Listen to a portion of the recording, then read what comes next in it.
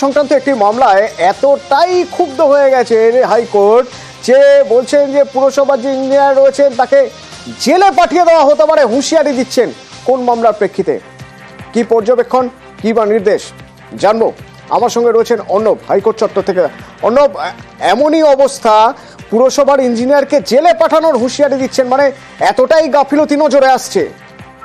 দেখো, সাম্প্রতিক সময়ে প্রধান বিচারপতি টি.এস. শিবরত্নম বিভিন্ন মামলার বিচারে করা বা বিবেচনা করার সময় তিনি কড়া মন্তব্য রাখেন, কড়া হুঁশিয়ারি দেন। কিন্তু আজকে একটু অন্যরকম দেখিয়েছে প্রধান বিচারপতি কে, এবং কেন দেখিয়েছে তার সাম্প্রতিক কারণ খুঁজতে গেলে হয়তো সাম্প্রতিক কলকাতায় যে সমস্ত বিল্ডিং নির্মাণ, বিল্ডিং ভেঙে পড়া, বিল্ডিং ঢেলে পড়া, এই একাধিক বিষয়গুলি তিনিও সংবাদ মাধ্যমে চোখ রাখেন, মাঝে মধ্যে সেটা বলেন।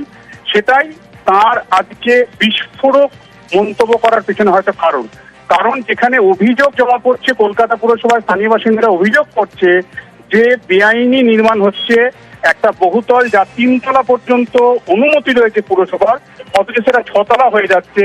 পুরসভায় অভিযোগ জানানোর পরও পুরসভার ইঞ্জিনিয়াররা একবার সরেজমিনে সেটা পরীক্ষা করতে যাচ্ছেন না বা দেখছেন না।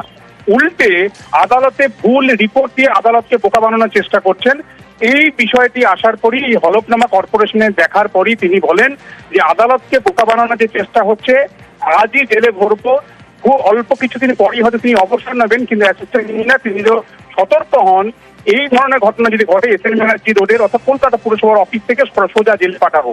এই ধরনের হলফনামা কেন দিচ্ছে, যে অভিযোগ তাদের কাছে জমা পড়েছে, কেন একবার ইঞ্জিনিয়াররা ওই বিল্ডিং যেখানে অভিযোগ একবার ঘুরে দেখবে না, এবং যারা অভিযোগ করছে তাদের বিরুদ্ধে আবার মিথ্যে মামলা দেওয়া হচ্ছে। এটা চলতে পারে না। এবং এরপরই যে 3টে তলা বেআইনি নির্মাণ হয়েছে ওয়ার্ডগঞ্জে 77 নম্বর ওয়ার্ডের আশেপাশে, এই নির্মাণ ভেঙে ফেলা, অর্থাৎ বেআইনি যে 3 তলা হয়েছে সেটাকে প্রথম খালি করা, তার জন্য কলকাতা পুরসভা পদক্ষেপ করতে হবে।